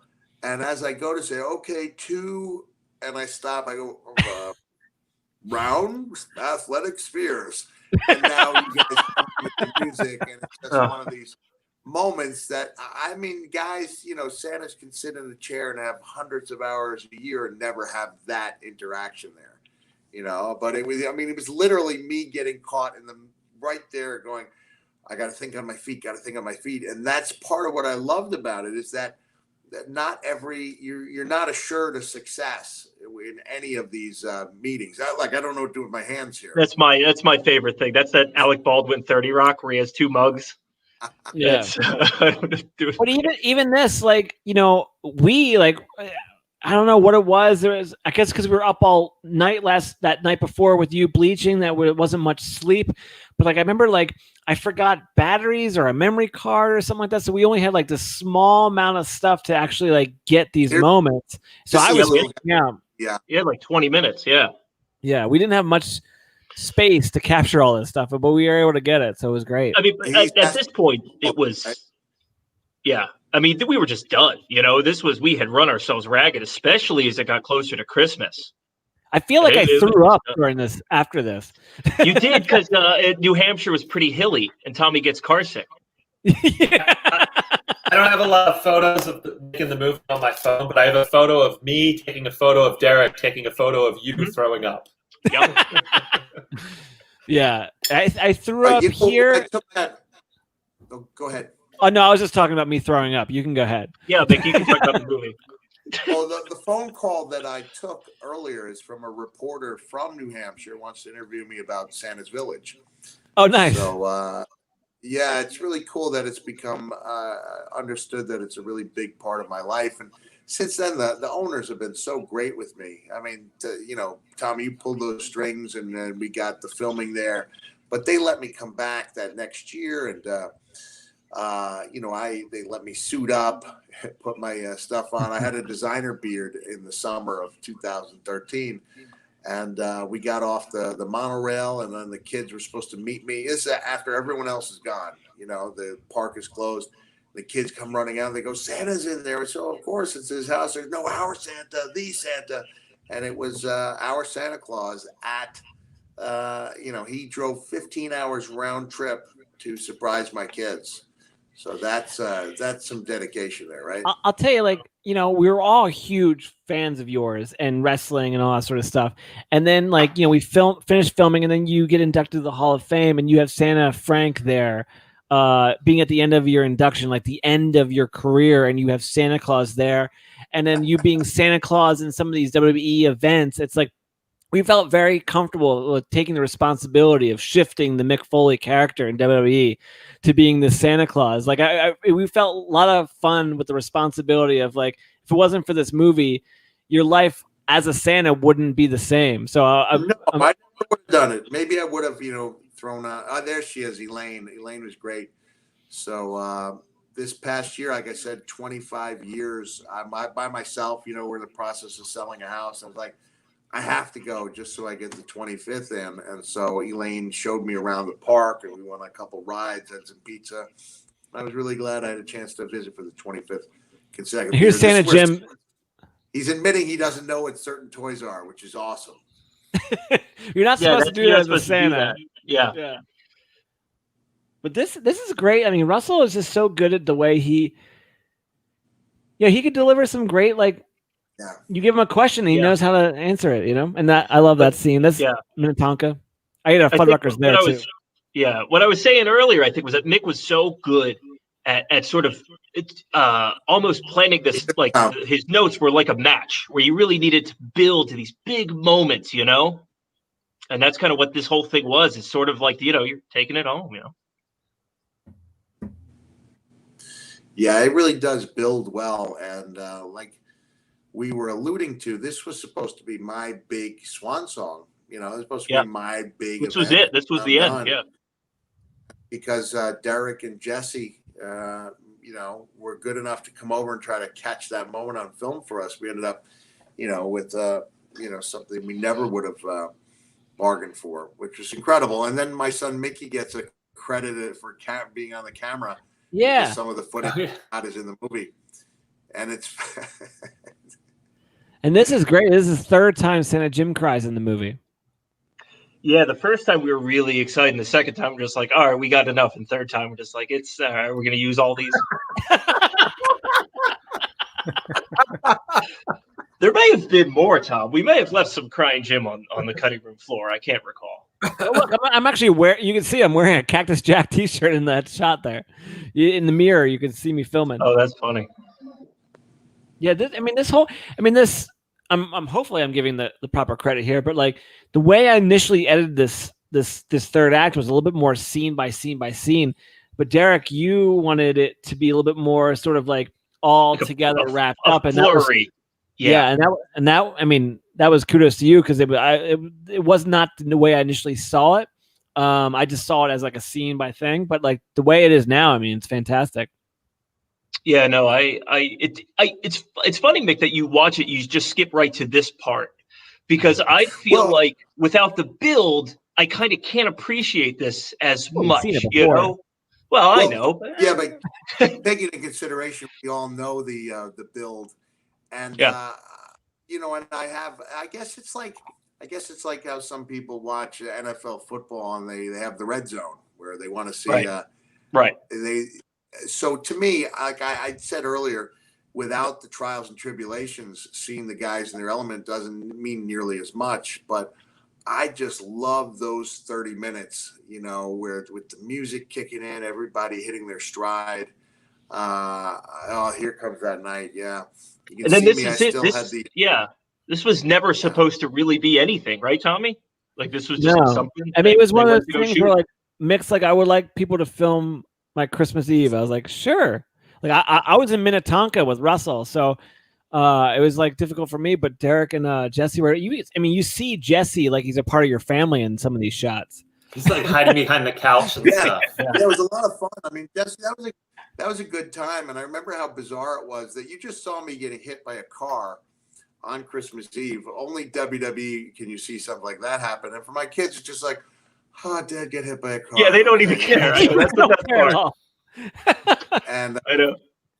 I gained revenge on Roberto Rodriguez. Yeah, Ricardo Rodriguez, rather. Yeah. Yeah, This is probably the most ridiculous thing that could have happened. Period. But it is just another night in the Foley house. When you say ridiculous, you mean the purple tie-dye shirt or? No, I mean, it's just there's Cena. It's very like everything just comes out of left field.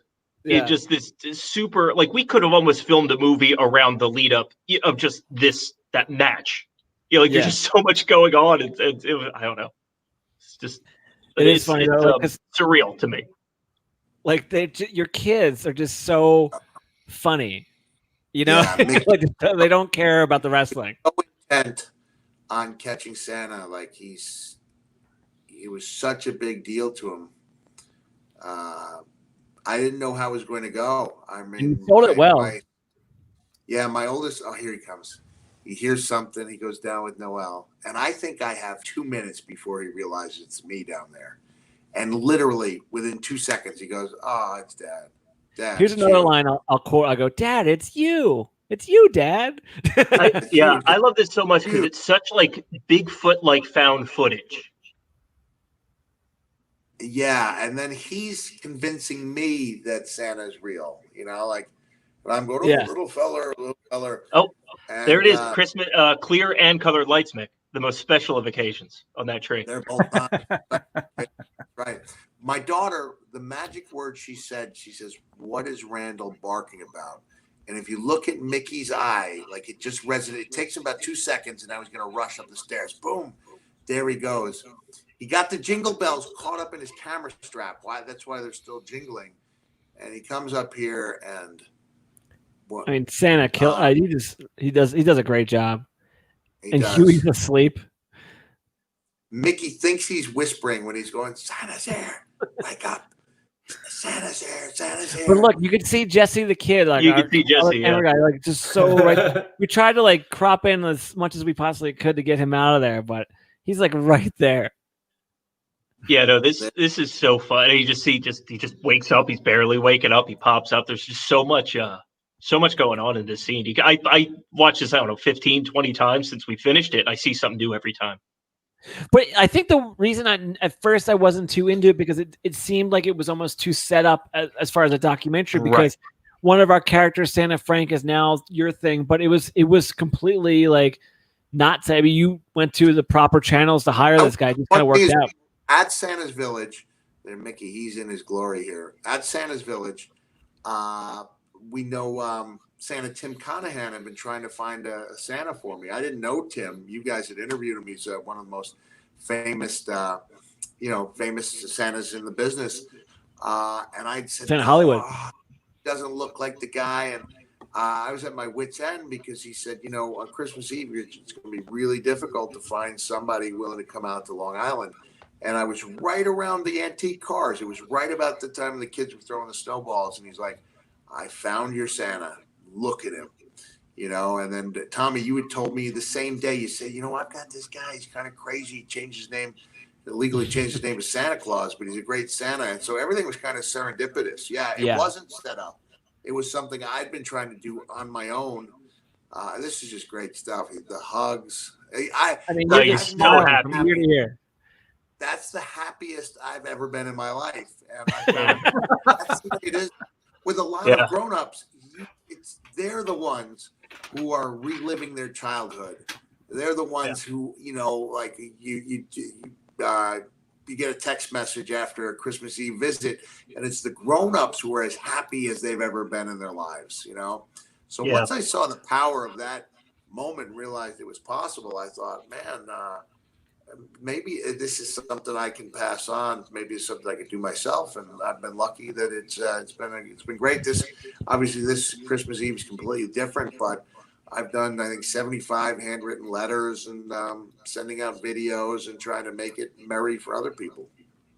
Yeah, I mean, this is the first year that my son, he's 3.5, and he's aware of Christmas and he's aware that it's coming. And watching this, I watched this maybe like a week and a half ago, and just seeing how excited you are, I watched it so differently, because now I could really relate to that joy that you get just from seeing your kids, and it's definitely, I watched it differently this year than I did last year. Yeah, I mean, I'll have to do a video for you guys. Full disclosure, my son does not particularly like Santa yet. He's in that. He'll wave, but I think next year will be the year that he'll be in the Santa. Well, but you have a video. I'm not talking about a chat. You have a video, and then he can kind of look at it. Well, I have. Pace. There's that one. Just say yes, Derek. Just say yes. No, do you remember when you did the Big Daddy Cool, and we did our little wrestling pose that we would do, and Tommy put it on a mug for me. So there's a picture of me with Santa Claus on a mug in my house, and so my son thinks that I am personal friends with Santa Claus. Still doesn't make him. Real quick, so this is the first time you see Russell's jacuzzi in his bedroom, his hotel room. But this was one of my favorite. I guess when I say it so many times, my favorite parts, but like Russell just eating Christmas breakfast or dinner alone at IHOP is so, like, in that song that Ryan Petrillo does.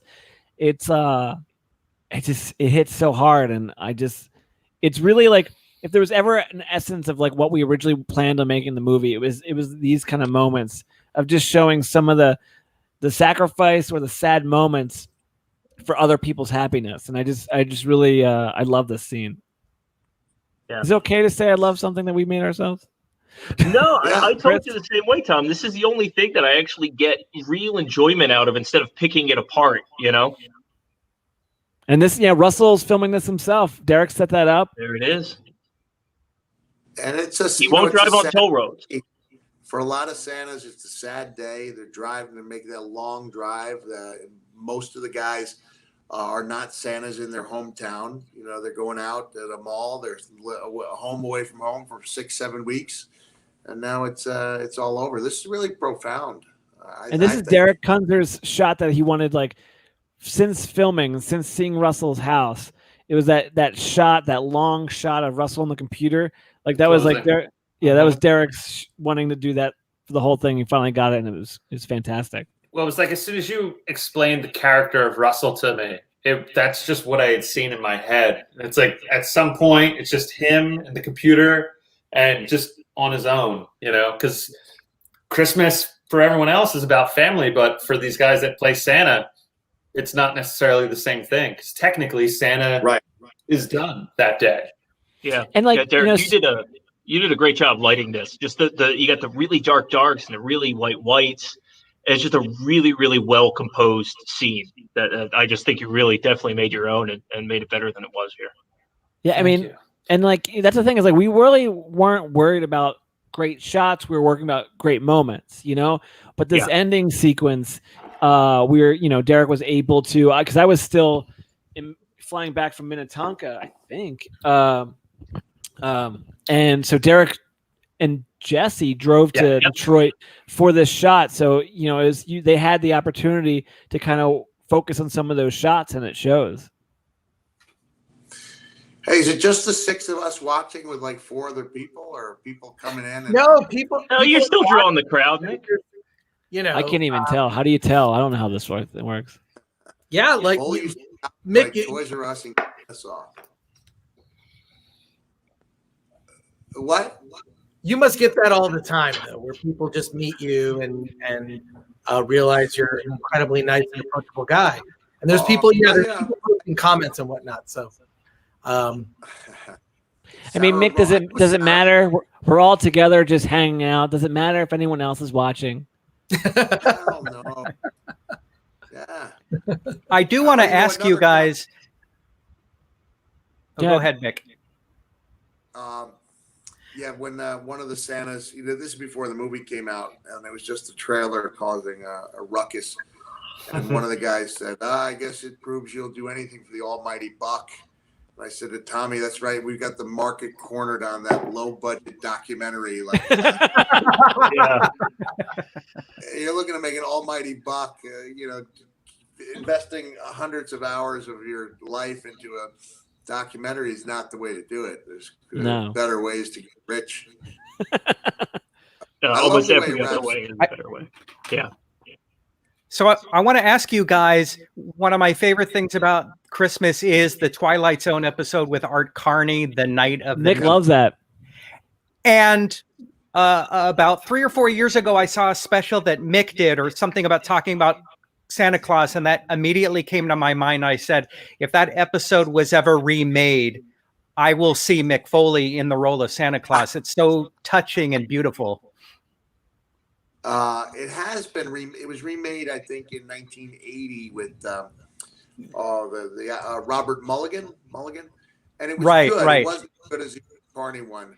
You know what's funny is if they tried to redo it, and they would have special effects, and it wouldn't be nearly as compelling because so much of what makes that work is in the audience's imagination. When they're flying over. Right, and it's only one of 6 Twilight Zones that were shot on videotape. So it's got that kind of live play quality to it. It did. And I think they were running behind. I think they had overspent on some of the episodes. That was 1960. Because there are a couple of lines that Art Carney clearly, where he makes a mistake, and instead of cutting, they continue, where he's like, that's right, I'm drunk on the season, you old drunk. He confuses drunk and inebriated, and they just roll with it, and it just feels more natural. It does have a feeling like it's a live play or something, and it's my all-time favorite Christmas show. That one, I watch that every year just to get into the Christmas spirit. Yeah, well, Mick, good. I'm glad it was a. No, I was saying, Mick, we went past the you and Nora Jones pictures, and I just love that you're Santa for Nora Jones, and a couple times did events as Santa with Bill Murray. And got to tell him about the Bill Murray stories. I just think that's great. Yeah, and just today I sent a video to Nora's children, a Santa video, and they sent a video back. Every year they tell Santa how much they love him, and it's such a great experience because I've gotten a chance to perform on stage with Nora, I think 5 different times, all because of this this movie and this transformation. So really appreciate it. Guys, I've got to run. I've got a few other things I have to do, but I really enjoyed spending the time with you. Thanks you so much, Nick. Thank you. This is awesome. A little bit too much, but no, we love it. Thank you, Mick. Appreciate it. So did you know when you were getting these shots of Mickey reacting, like, did it feel like it was something special?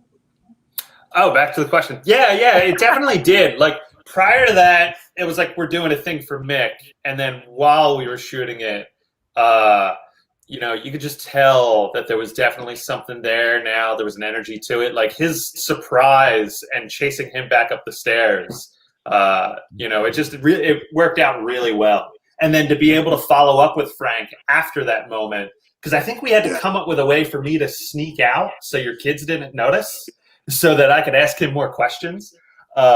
Because I think they were trying to find Frank after he left. Santa Claus. They were trying to find Santa Claus after they left. He doesn't want that Frank stuff. Yeah, I know. It's it'll always be Frank to me. It's been a while. Kind of like the low, because here we are. We're rejoicing. We just had this amazing moment, and Santa's in his van going, "It's over."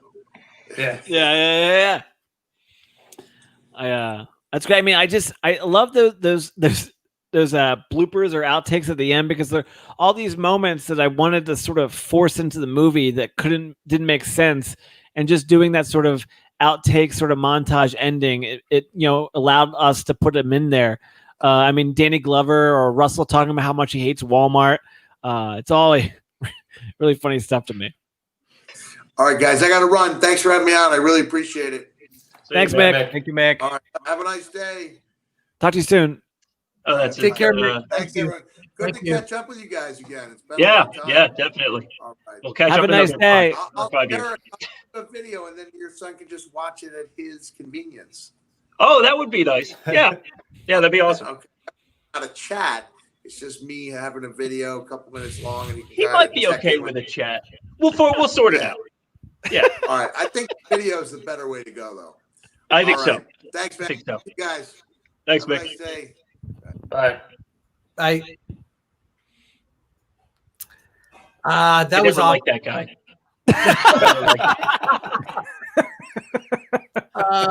That was awesome, everybody. I can't thank you enough. Tommy, I'm so excited that you suggested doing this, because we thought about like we should do like a holiday watch party right before Christmas. And you swept in and just said, how about, and I just said yes immediately as soon as you suggested it. So you couldn't have the last blockbuster be your Christmas special, you know? Right. Well, no, the last blockbuster is great. I mean, I'm just joking. I know Taylor. I'm just teasing. Yeah, those guys are awesome. You came up during our conversation, by the way. Oh yeah? Yes, you came up. They love you. So good. Yeah. But this was so awesome, and it's so perfect because we did Bill Murray stories as our very first watch party. We kind of didn't know what we were doing. We're figuring this out, but I want to use this as a platform to promote independent films that I think people need to see. And your film, which was, gosh, did you make this in 2014? Am I wrong? Is that That's when it came out? Yeah. Wow. That would have been what was showcased. Would have been 2013, right, Tom? Wow. It was the year of 2012. The year that 2012. Christmas season. Yeah. Oh my God, I'm so old. Oh my God. And then it just took 8 us a years. year to kind of go through it all, and then So I can't thank you enough for coming up with this on a Sunday night and having our last watch party of the year be this film. It's inspiring. It's I don't know, just also as someone who has kids who lied to them and told them about Santa Claus and kept that going as long as I could. It really touched me. Back seeing it, when you first told me about, like, wait a second, you made that was your first film? I'm trying to find the video Mick sent me to my kids. So it's just funny to think that like you're just fan of Mick Foley growing up, and then he's your kid's like personal Santa Claus, Oh wow. But yeah, no, that idea of creating that, believing in magic and all that is just, oh wow, that's talking to your kid. Oh wow. Yeah, so that's him just Yeah, he does it good. Yeah. We now we can critique Santas. We're like they're Right. thoroughbreds, like we'll know that's a 9-point Santa. Yeah, I mean, I have an associate's degree in Santa Clausology, and I'm an honorary member of the Amalgamated Order of Real Bearded Santas and the International Brotherhood of Real Bearded Santas. So I know what I'm talking about. Yeah. Yeah. It's my highest education. Well, I mean, we could use a little Christmas magic at this, based on how this year has gone. So Did something bad happen? Yeah. I feel like a year from now, maybe we'll get to a play. We're going to be nearly normal, maybe a year from now, but it's going to take a year. And, what are we going to do? It's becoming my new favorite thing when people go, it's been a hell of a year. I'm like, oh, what happened? Right. I saw somebody even posted John Waters' Christmas card. Oh, And really? The inside of the Christmas card just says, "What a year," and that's it. What a year. Yeah. I heard somebody say that 2020 is new Coke, and we just want that. We just want the old Coke back. Right. Exactly. Anything we can do to get back to that. But Tommy, I can't thank you enough for doing this. And the Derricks, or the dare I? How do you say the plural of Derek? That was pretty good. I think we might have to adopt that. Yeah, that's Dare I? fine. Yeah, that's fine. And Lauren Kling, I appreciate you joining. Thank you. I know sometimes Thank we you. have no idea how much, like Mick Foley talked a lot, and sometimes you don't know. And you were not sure if he was going to show up. I Right? wasn't. I mean, like, look, I mean, you started this whole thing by saying that Tommy doesn't know how to use this, and it's true. Like, I don't really know Right, what's happening right now or how people are watching it. So when I try to describe it to people, I was like, this is the email Chris sent. If you need help, I'll try to figure it out with you, but I just don't get it. So I think I'm just happy it all worked out.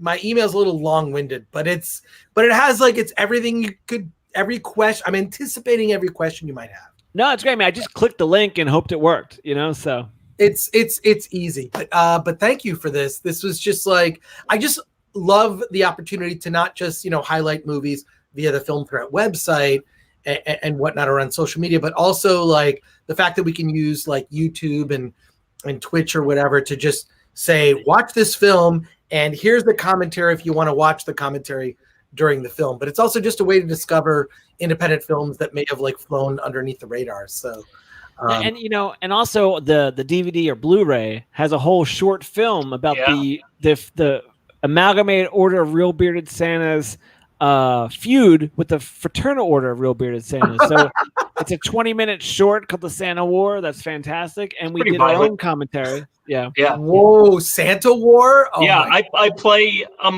Hollywood, right, Tom? You play Santa Hollywood, yeah. Yeah. I play one of the Santas. We did these great reenactments and like a Civil War reenactment. Very bloody. We shoot a guy with a flaming arrow. Yeah, I was thinking the fire arrow. Yeah. Wow. So DVD, if anyone's in the physical media. Long time.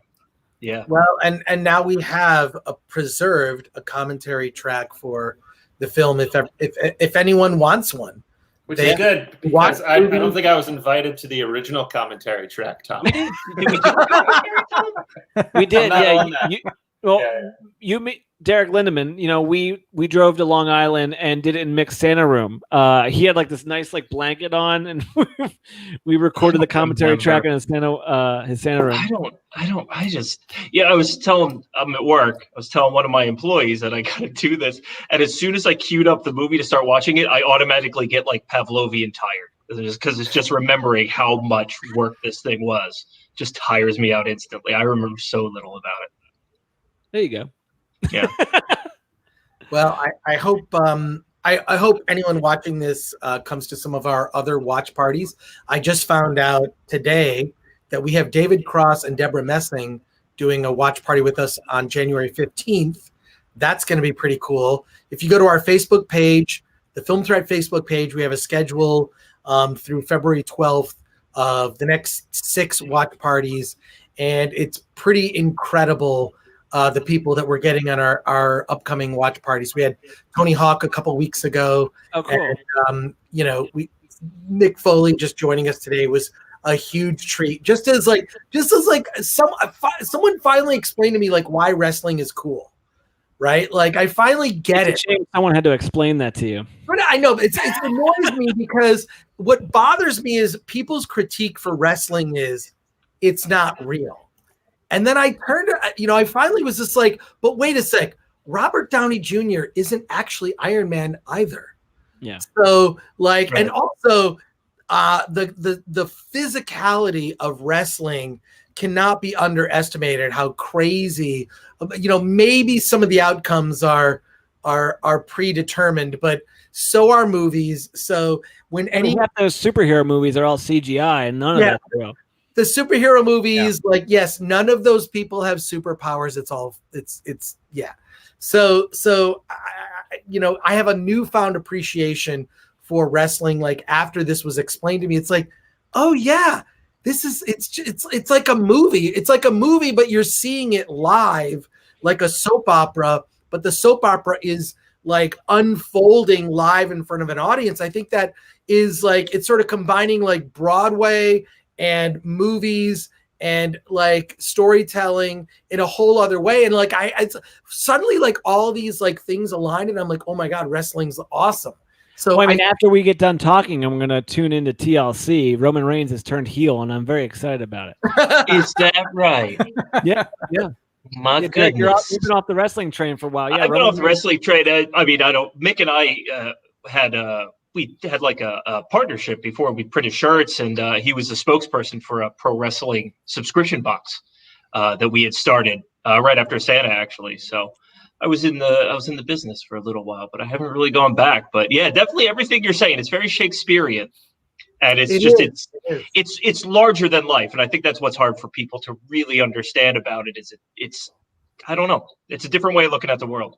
It's improv with flattening people and potentially hurting them, in real ways.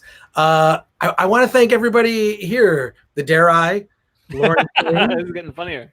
Tommy Avallone, thank you. I mean, Thank this you, is Chris. I appreciate it. Thanks for having us. Your second watch party. We should do another watch party.